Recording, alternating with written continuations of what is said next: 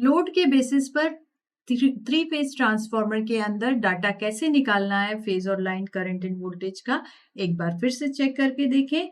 जबकि हमारे पास लोड है 50 kilowatts, 440 volt, three phase induction machine. अब चूंकि इंडक्शन मशीन है तो इसकी एफिशिएंसी और पावर फैक्टर भी दिया होगा। तो एफिशिएंसी है 88% और पावर फैक्टर है 0.85 पावर फैक्टर लैगिंग।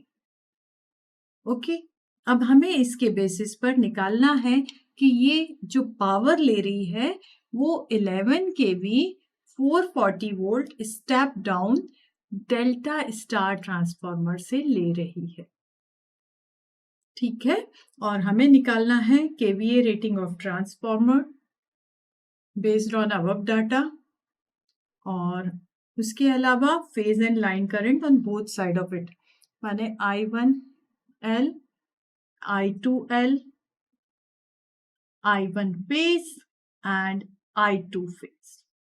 ये सारी क्वांटिटीज हमें मशीन के डाटा में से, जबकि हमारे पास वोल्टेज रेटिंग दी है, निकालनी है। तो सबसे पहले केवीए रेटिंग निकाल लें कि हमें एक्चुअली ट्रांसफार्मर के सेकेंडरी पर कितना आउटपुट देना है। तो हमारे पास मोटर तो है 50 किलोवाट की, पर इसकी एफिशिएंसी और पावर फैक्टर को भी यदि हम कंसीडर करें तो 50 किलोवाट से थोड़ा ज़्यादा हमें ट्रांसफार्मर में से लेना पड़ेगा। वो हम कैलकुलेट कैसे कर सकते हैं? केवीए रेटिंग के लिए हम इस वोल्ट टोटल पावर को इसके एफिशिएंसी और पावर फैक्टर से डिवाइड कर दें, because it is in kilowatt. तो हमने जब इसको डिवाइड किया इन दोनों फैक्टर से, 88% एफिशिएंसी और 0.85 पावर फैक्टर से, तो what we get in kVA as 66.84 which we need from our three-phase transformer। तो थ्री फेज ट्रांसफार्मर की यदि ये रेटिंग हो और हमारे पास वोल्टेज भी दिए हो तो हम ट्रांसफार्मर के करंट्स निकाल सकते हैं। तो secondary current, line current would be what?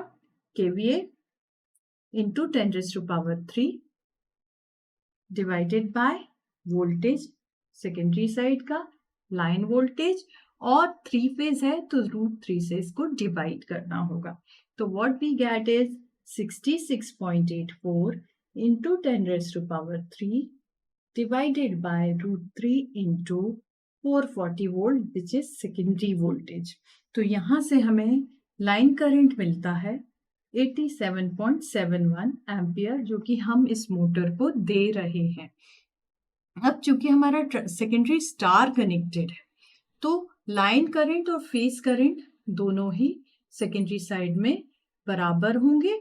तो हम I2 फेज को भी लिख सकते हैं 87.71 एम्पियर।